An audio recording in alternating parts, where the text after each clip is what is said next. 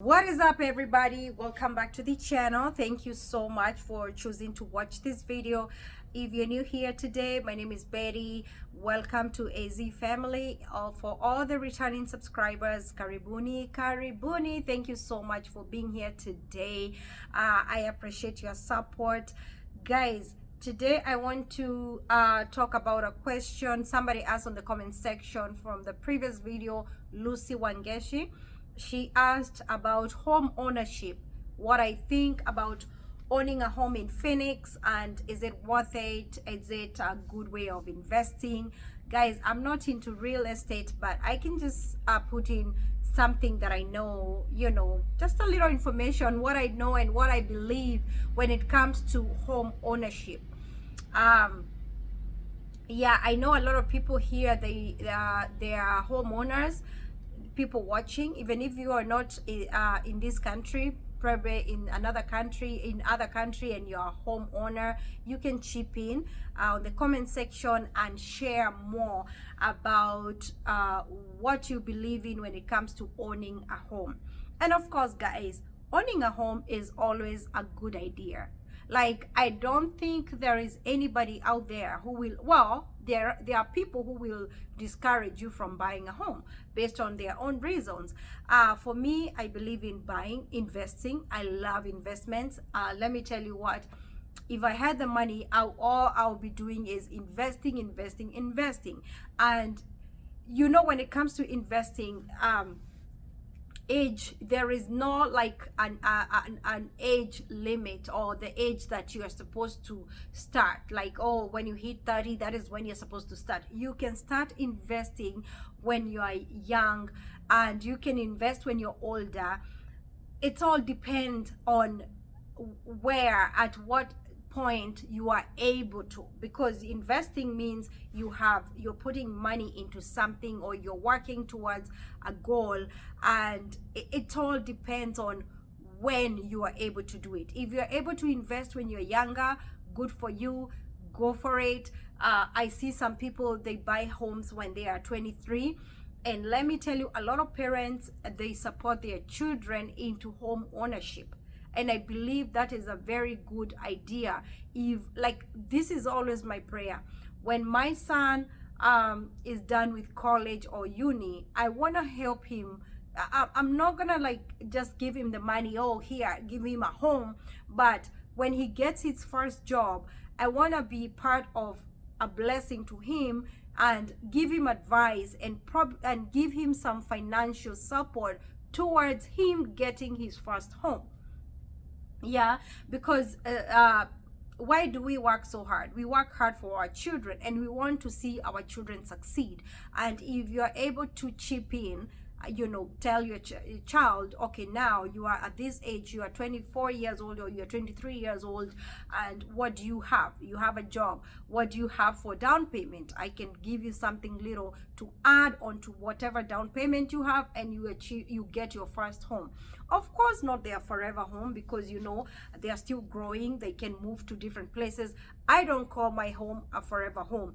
This is my first home. I always say that, and I believe God for greater and greater.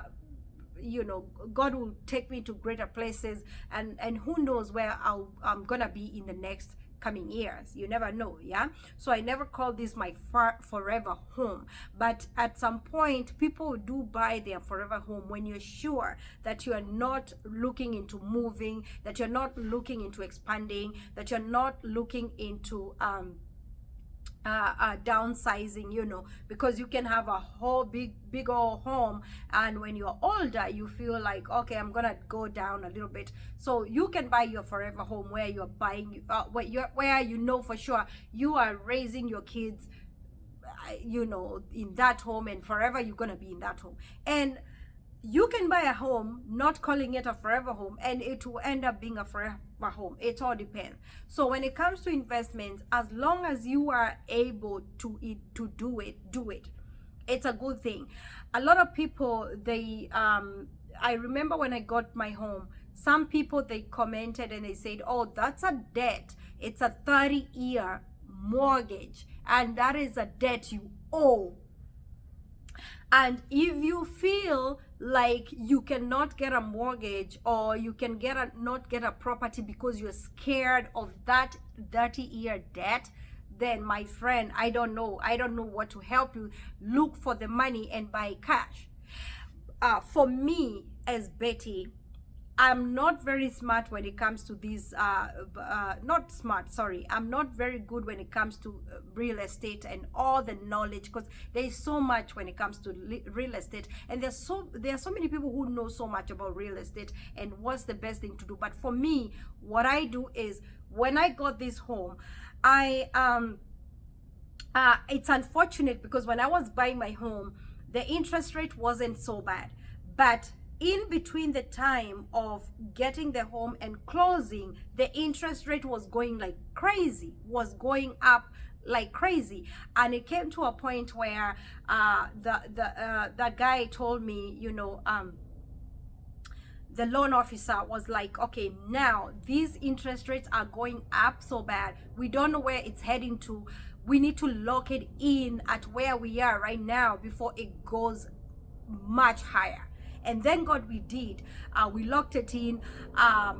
Actually, when we locked it in, after a week, it went down a little bit. Then it went up high. Right now, the interest rates are what? Like 8 or 9? They have gone up like crazy. So when you are getting a home, it depends with the timing. It depends with the time you're getting a home. Your friend could have gotten their home. Like, I have friends who got the same home here in Arizona couple of years ago, and they bought these actually bigger property than this, with less money, like way less money. So it all depends with the timing. Some people who are buying now, they are buying the same kind of property, same same square foot or even bigger, cheaper. It all depends with the timing when you're getting it. And also for me, what I know is, when it comes to selling, it depends when you are selling. You wait until it's the right time to sell. So you always play around with, is it a good time to sell? Is it a bad time to sell? Is it a good time to buy? Is it a bad time to buy? For me, when I was ready to buy, when I was qualified for the home, I went in. I went all in. I was ready. I didn't wait for, oh, is it a right time to buy? Is it a wrong time? Because I've been pushing this for a long time, and I was not able to be qualified for a home. I tried so many times. Let me tell you guys, I tried 5 times actually with the same loan officer guy, and I told him, I said, you know what? I have tried like 5 times. Every time I would call and I would say, this is what I'm making, and he would play with my numbers and say, you know what, like, it wasn't giving me what I wanted, because I wanted a bigger, like a 4-bedroom home. So when we played with the numbers and I was qualified for a home, I was able to, qualified, I say, this is the time I'm going all in and I'm getting this home. So when you're ready to buy. When is the right time to buy? Is when you're ready. That is what I feel like, because it all depends with it. If you're waiting to buy your home, the same amount of money your friends bought their home, maybe you're not that lucky. It's that time they bought it that much. Maybe the ones who buy after you will buy cheaper. It all depends with the timing, So you can correct me on that one, because that's what I know. I'm just sharing, guys. I'm not perfect with this information. Please do not come here and start saying, Betty, whatever you're saying is wrong. You know nothing. Of course, I don't know that much, and I have already said I don't know that much about homes. But anyway. Another thing, when I was buying my home, I had to do the math. Of course, when the first time when the guy told me I'm qualified for the home, and he told me around this much, and I said, okay, now around this figure, how much will be my mortgage be? And I wanted a mortgage that is not going up. I had a figure. I said, I don't want a home that is gonna cost me my mortgage every month to be that crazy high, something that I cannot afford, because you have to look at your income. What are you capable of paying? Do not buy a home just because you want to compete with your friends. You want to prove to them that you have gotten yourself a massive home in a beautiful neighborhood, in a, like, you prove you don't want to buy your home wanting to prove a point to anybody. Buy where you can and what you can, what you can afford paying every month. Think about, this is a long-term investment. Think about, you can easily lose your mortgage if you are not able to make payments. So you have to sit down and calculate and say, if they tell me my mortgage is gonna be $3,000, am I gonna be able to afford $3,000 for the next 30 years? If they, of course, people refinance their homes. Like for me, I always look forward to the day I'm gonna refinance my home. If I refi, it's gonna go down. But ask yourself, if the interest rates stay where they are and you're not able to refi, are you gonna be able to make payments? If you're not gonna be able to make payments, then don't take it. Work with something, God, for things happen, and we always pray for the best, because nobody is guaranteed about tomorrow, even our health, even you don't know. So when you're buying or investing, you are not thinking about the bad things that will happen. Like, you're not gonna say, oh, I'm not gonna buy a house, what about if I die tomorrow? We all not guaranteed tomorrow. It's a blessing to see the next day. So all we do is to put our trust and hope in Jesus, and we say, I am going for this. God, I believe that you will be able to bless me every month. I'll be making my payments with no issues. Remember, it is not just the mortgage payment. You have bills, you have electric, you have gas, you have water, you have sewer, you have, of course, you're gonna need like internet. You have your phone to worry about. You have the SRP, the power to worry about. You have so many things to fix around the home, and that's why I always say it's better to go for a newer home, because a newer home will not need a lot of things fixed. Like this home, when I got it, was brand new. So by the time I come to need an AC to change my AC, it's gonna take a long time, because like when I got this home, they told me, oh, the AC, you have like 10-year warranty. So imagine for the next 10 years, I'm stress-free. I'm not gonna be worried about the AC. And a lot of things in the home, I am not unless I go for a for a fake fundi, then it'll cost me more. But when it comes to fixing things around the home, you are guaranteed that it's gonna take a while for you to need to fix something in the home. You don't need to, but if you go for an older home, you might want, because a lot of older homes, they sell them as they are. So for sure, if I'm getting the home with bad carpet, I have to change the carpet. So you need to chip in more money to fix those homes, to fix the home, to bring it to the standard, to bring it to where you want. So of course, when I got my home, I had to put some money down. I did put for me personally, I did put 5% down, and I honestly did not go for the first time, what is it called, the first time home something. I didn't do that one. I think I went for like conventional. Guys, let me tell you, when I got the home, it was the crazy, you remember the crazy time that there was home shortages and people were putting in more money, were bidding, I remember I saw I went to visit so many homes, and people were just bidding and putting me, and there's one home I liked it and loved it. It was so beautiful, it was so huge, and this guy came and put 15,000 on top over the money.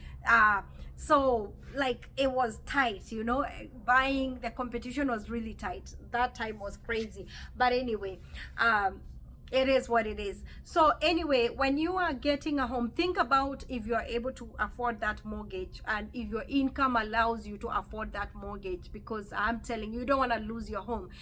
And also, when you get a home, there is something like, there is a HOA, you are paying HOA every month. Here in my my place, we were supposed to pay $99 a month. Now we are paying $102 for HOA. I don't know for what reason. We don't even have a gate, we don't have a swimming pool, but we are paying that money.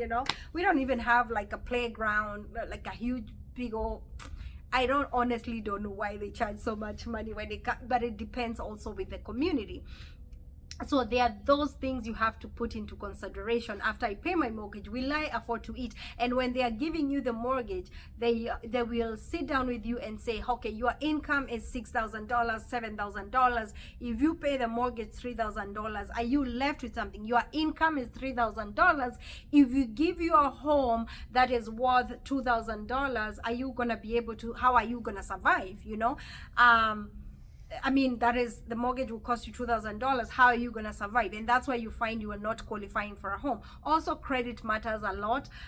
If you have good credit, it will help you big time. It's always good to keep your credit good. And with good credit, my friend, you can get things done. In America, it's about credit. Credit, for those who don't know, means you are paying, it's approved to show you are good at paying debts. We're gonna give you this mortgage for 30 years. Are you gonna pay debt? Are you gonna be able to be paying it, or you start giving us problems? So it's they always look at debt versus income. What debt? How much debt do you have?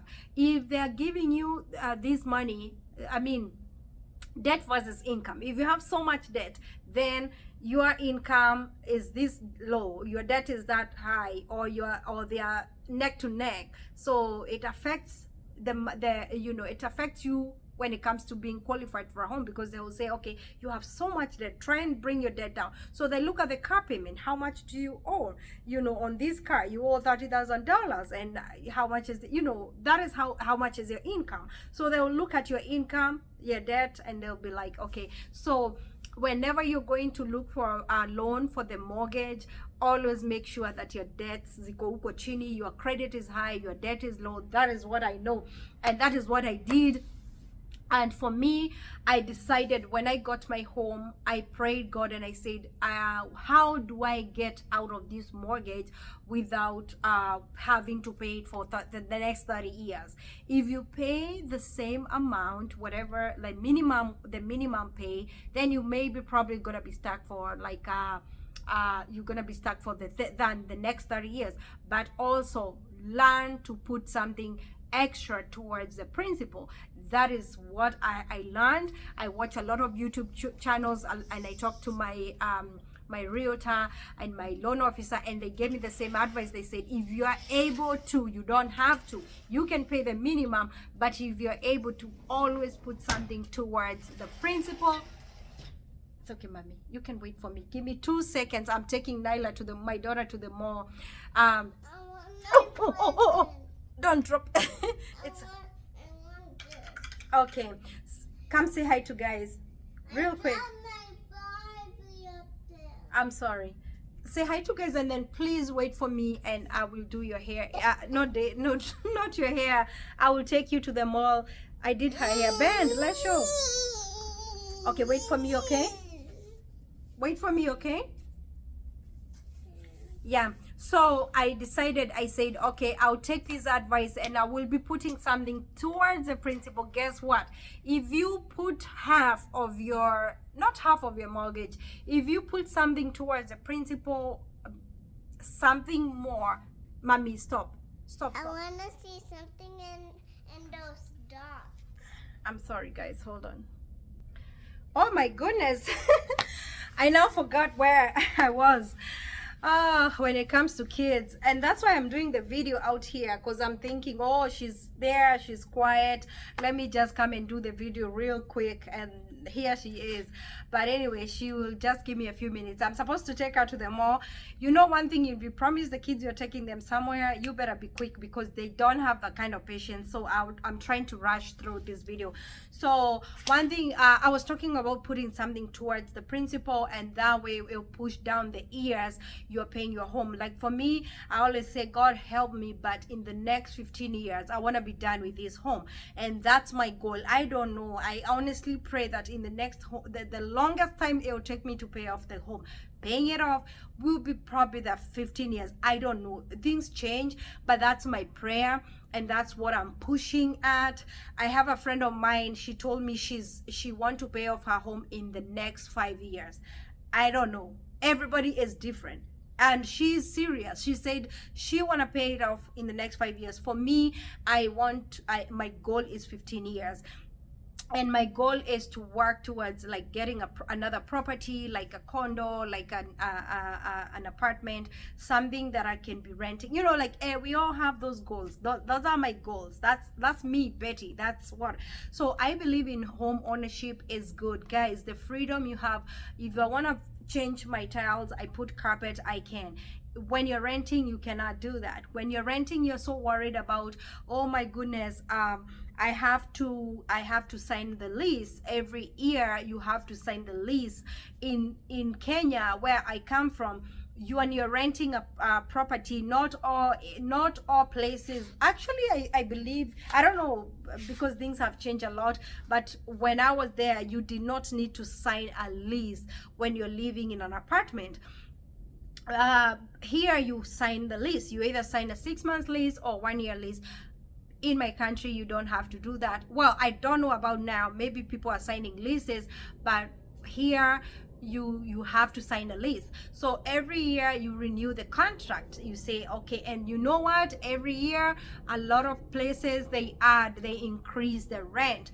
So where I lived, every year they were increasing it by $100. It came to a point they increased it by $200, especially during, was it during COVID or what? They increased it with $200.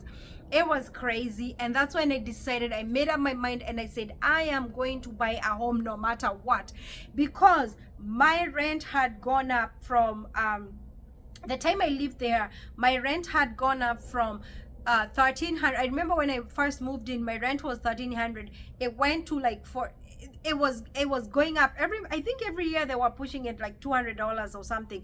By the time I lived there, I remember the lease that I got, the last lease that I was supposed to sign, and I remember I had to go month to month. Month to month means you are living there, you are paying every month without a lease. So I requested to pay month to month, and I was paying like $2,000 a month.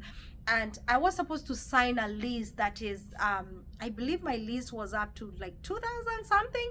Oh my goodness. And I said, I'm not going to buy. Let me tell you guys, a lot of people in Phoenix, here in Arizona, if you want to live in a nice, decent apartment, nice one, 2-bedroom apartment, most people are paying from $1,800 and up. I have a friend who is paying $1,800 for a 2-bedroom apartment. I have a friend who is paying $2,000 for 2-bedroom. I have a friend who is paying $2,500 for 3-bedroom apartment. So it's all depends with the area, and the prices for rent has gone up so bad. So for me, I did put that in my mind, and I said, if I am to pay 2,000 plus for towards my rent, I would rather just put that towards the mortgage. Even if I'm gonna pay mortgage high, a little bit higher, I would rather just put it towards the mortgage, because it's my house at the end of the day, you know. And this is, God willing, I pray not to ever sell this house. Sometime there was a time I was thinking, oh, maybe I can sell the house,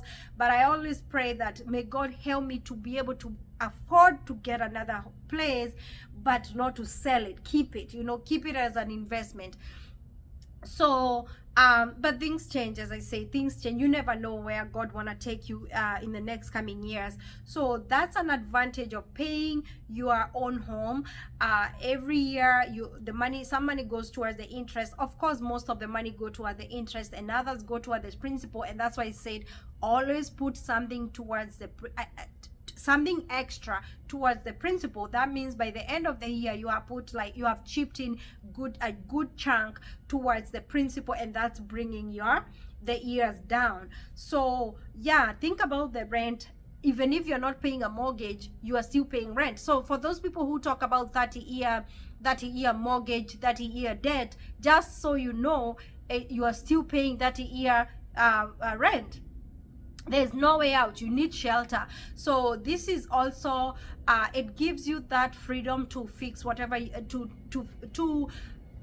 fix your home the way to make changes the way you want. If you want whatever changes, also you can mount your TV, you can make holes on your wall, you can, there are those things you can do. If you're renting a property, I remember my move out calculation from the property I moved out from, it was so high. I think they did my move out calculation was almost $3,000 because they counted so many things. They said, oh, you left trash. Oh, the backyard had a tree that they had to uproot.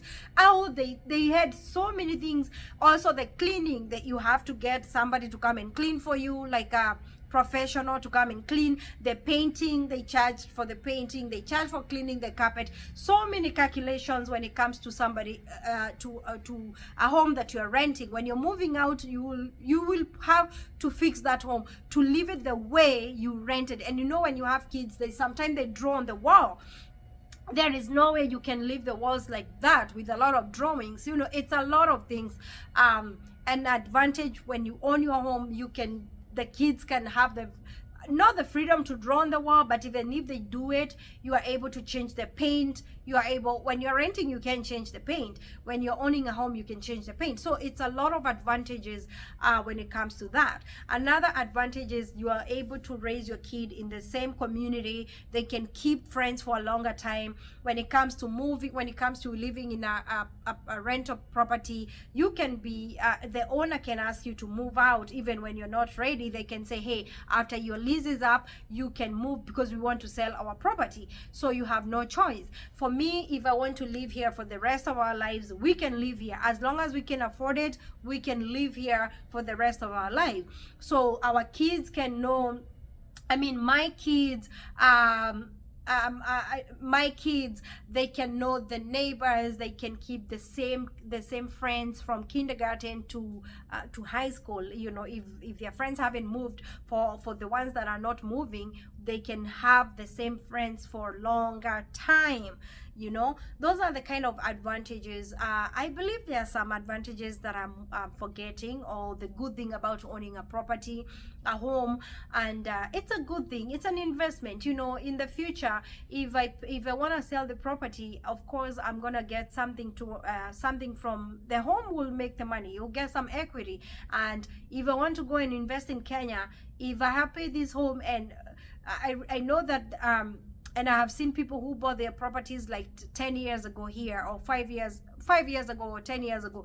Right now, their homes, they are giving them double. You know, they some people, I know somebody who bought their home 200,000, and actually no, that friend, they bought their home $150,000, and they actually paid it off. And when they sold it at 450. So imagine all that money you're making, and they took this money, they bought a bigger property, and they actually bought it almost cash, and they did a whole lot with the rest of the money investing also. So if I want to invest in the future, and I said I want to retire in Africa, I can sell my home and take the whole chunk of the equity and do something back home. So I feel like investing here is wise as investing back home. Everybody has their different opinion when it comes to investing, buying a property. For me, I always say buy a property here first and invest here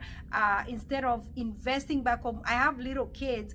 I don't think there is a way that right now my kids needs a home in Kenya, and instead of me getting a home here, let me make my kids comfortable here instead of living squeezing my life here so that I can build back home. If I'm able to do both ways, it's fine. Everybody has their own way. You know, I don't believe in building a mansion in Kenya, and I don't live there. I don't even visit that much, you know, not even that much. I haven't visited in almost 10 years, and I don't even know when I'm ever gonna visit. And if I visit, I don't plan to stay more than a month. So you can imagine owning a property in Africa while your kids are still growing here. So you need to invest here more. If my kids grow here, and I believe they will grow up here by the grace of God, I want them to get that generational wealth here in the US. The wealth in Africa, that's gonna be mummies, yeah. And if they want to follow it up, they'll follow it up, or I don't know who will who will take it if they don't follow it up. But for me as a mom, I feel like I want my kids, I want to get my wealth in the US, and the generational wealth right here, where the kids don't have to struggle so much following up. something that is gonna stress them up. Because let me tell you guys, you are investing in Africa, it's not bad, it's a good idea, but think about your little children that are growing here. Do you think those kids will ever go start falling up with properties back home, especially the ones that are born and raised here? Somebody like Darren, he has roots in Kenya, he can have the interest, you know. But somebody like Nyla, I doubt, I highly doubt, even if I take her to visit many times, a lot of kids, they don't really care for those things that are back home. So if you're able to invest here, and then for your sake, for yourself, invest back home. That's what I think. Don't throw stones at me, because I did not say everybody believes what I believe in. For me, I believe if I want to invest, if I want my children to enjoy my investments, I will do it here. Because I believe, for me, I want to live and I want to retire in this country where my kids are, and I want to well, I'm not dying tomorrow, but I always say, if I die in America, bury me in America. There's no need of taking me back home where my kids cannot come and put flowers. So why do I need properties in Africa where I know that for sure this is where I'll live and die? You know, if I ever, and this is not like something I'm knocking on the wood and saying, oh, it has to be this way. I'm just saying, I'm just thinking out loud. It's up to my children to decide what to do with me when I'm older. Well, we pray for good old age, and we pray for good retirement, and we all wish for things. But for me, my wish is to retire where my kids are, where my kids can take care of me, where my kids, even if they won't take care of me, where my kids can see me. But if I feel like I'm becoming a burden when it comes to that time, then I want to retire back home where I can have help. I can have a house girl. I can have my cows and goats and see my chicken running around. But then I'll miss my little ones. I will miss my grandkids. Oh my God, life is very tricky when you think about it. All I'm saying is correct, because is right in one way or the you. No matter how much you put it, there's some sense there. Yeah, can you tell? There's some sense. We all might not agree on everything I'm saying, but there is some sense there. You know, because of the love of our children. Sometimes you're like, anyway guys, I don't want to make this video too long because it's already 31 minutes and 42 seconds. Thank you so much for watching the video. Please add on the comment section, let me know what you think about home ownership, and if I have answered Lucy Wangeshi's question, Lucy, comment down below. And thank you guys, I really appreciate you. On the next video, I want to talk about debts, the debts here in this country, debts, car debt, home debt, this debt, should you be scared of getting into debt, and how can you stay debt free in this country? How can you have the financial freedom? Yours truly, financial freedom girl, investment girl. Thank you guys.